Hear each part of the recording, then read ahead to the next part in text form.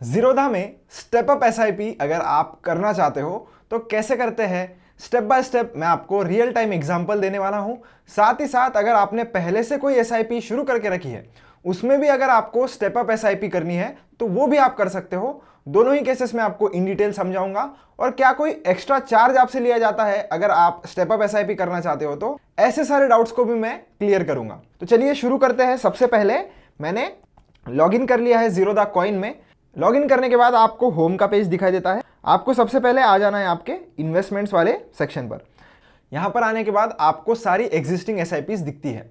अब जो पहले से आपकी एसआईपी जारी है उसके ऊपर अगर आपको स्टेप अप एसआईपी करनी है तो वो मैं पहले आपको बता देता हूं। अगर नई एसआईपी पर स्टेप अप कैसे लगाना है ये अगर आपको देखना है तो आप वीडियो थोड़ा आगे स्किप कर सकते हो।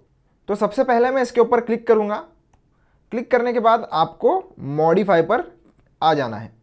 यहाँ पर आने के बाद आप देख सकते हो अब ये मेरी पहले की एसआईपी थी जो 100 रुपीज़ की थी। आपको अभी यहाँ पर एक ऑटोमेटिक स्टेपअप का बटन दिखाई देगा, तो इसके ऊपर मैं क्लिक करूँगा। क्लिक करने के बाद आपको परसेंटेज सेट करना है कि कितने परसेंट से आप आपकी जो एसआईपी है वो बढ़ाना चाहते हो। जैसे मान लेते हैं कि अभी मेरी एसआईपी जो है वो 100 रुपीज़ की है, अब इस पर मैं 10% बढ़ाना चाहता हूँ, तो अगले साल ये 10% से बढ़ जाएगी। तो 100 रुपीज़ का 10% कितना होता है, 10 रुपये। तो अगले साल मेरी एसआईपी हो जाएगी 100 रुपये से बढ़कर 110 की। तो आपको जितने भी परसेंट से बढ़ाना है आप बढ़ा सकते हो। अगर आपको 10% नहीं 20% से बढ़ाना है तो आप यहाँ पर एंटर कर लीजिए। 15% करना है 15 कर दीजिए, 60 करना है 60 कर सकते हो। तो आपके ऊपर होता है, टोटली आपका डिसीजन है कि कितने परसेंट से आपको बढ़ाना है। कोई भी कंपल्शन नहीं होता है। तो मैं एग्जाम्पल के लिए ही 10% ले लेता हूँ, जो कि काफ़ी सारे लोगों को 10% से ही इंक्रीज़ करना होता है। आप चाहो तो इसे कम ज़्यादा कर सकते हो। फिर कौन से तारीख से आपको ये स्टेप अप करना है, जैसे कि आज मैं जिस दिन शूट कर रहा हूँ आज 19 फरवरी है। तो इस केस में अगर मुझे चाहिए कि अगले फरवरी से या अगले मार्च से अगले अप्रैल से मैं कब से अपनी जो एसआईपी है वो स्टेप अप करना चाहता हूँ, तो वो भी मैं चूज़ कर सकता हूँ।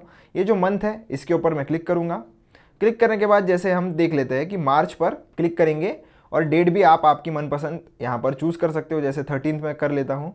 तो ध्यान रखना दोस्तों कि आपकी जो स्टेप अप है वो अगले साल के मार्च से यहाँ पर 10% से बढ़ाई जाएगी। अभी मैं फरवरी में शूट कर रहा हूँ, अगर मैं स्टेप अप लगाता हूँ मार्च का, तो इस मार्च से वो स्टेप अप नहीं होगा, अगले साल के मार्च से होगा। तो जो भी स्टेप अप आप लगाते हो वो अगले साल के लिए होता है, तो उसी हिसाब से आप चूज़ कर सकते हो। तो यहाँ पर अगर आप चाहो तो जनवरी भी लगा सकते हो, वो अगले जनवरी से हो जाएगा। और डेट तो मैंने बताया ही आपको कि आप आपके हिसाब से सेलेक्ट कर सकते हो। आपको सिंपली इस मॉडिफाई एसआईपी पर क्लिक करना है और जैसे ही आप कर दोगे आपका ये जो फीचर है वो ऑन हो जाएगा। अब बढ़ते हैं आगे और देखते हैं कि एक नए एसआईपी पर स्टेप अप कैसे लगाना है। तो उसके लिए मैं एग्जाम्पल के लिए इधर डिस्कवर में आ जाता हूँ। आपको भी डिस्कवर में आना है। यहाँ पर आने के बाद जो भी स्कीम में आप इन्वेस्ट करना चाहते हो उसका नाम सर्च कर लीजिए। जैसे मैं अगर निफ्टी 50 का कोई एक इंडेक्स फंड चुन लेता हूँ, आईसीआईसीआई प्रूडेंशियल का जो निफ्टी 50 इंडेक्स फंड है इसे मैं चूज़ कर लेता हूँ। तो इसके ऊपर क्लिक करूँगा। क्लिक करने के बाद एसआईपी करनी है तो इसलिए एसआईपी पर क्लिक करूँगा।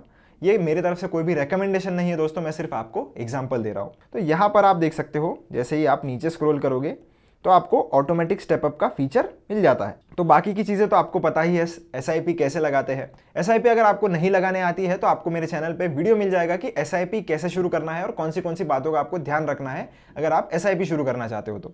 तो सिंपली सेम प्रोसीजर आपको करना है। नई एसआईपी आप कर रहे हो फिर भी सिर्फ ये ऑटोमेटिक स्टेपअप का जो बटन है उसको आपको चालू कर देना है। परसेंटेज सेट करना है, मंथ सेट करना है, डेट सेट करना है।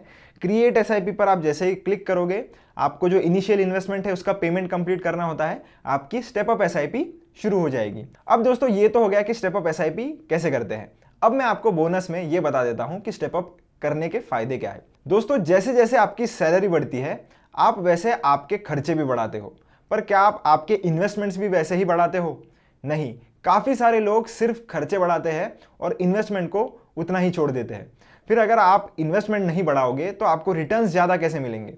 तो अगर आप आपकी इनकम बढ़ा रहे हो तो आपकी इन्वेस्टमेंट भी आपको ज़रूर बढ़ानी चाहिए, क्योंकि इससे क्या होता है लॉन्ग टर्म में आपका कॉर्पस वैल्यू बहुत ही एक्सपोनेंशियली बढ़ सकता है अगर आप आपकी इन्वेस्टमेंट वैल्यू बढ़ाते हो। तो स्टेप अप एसआईपी उनके लिए बहुत ही अच्छी है जो अभी फिलहाल के लिए बहुत छोटे अमाउंट से शुरू कर रहे हैं, पर इवेंचुअली जैसे जैसे वो लाइफ में ग्रो करेंगे उनके पास ज़्यादा पैसा आएगा, वो लोग स्टेप अप एसआईपी यूज़ कर सकते हैं।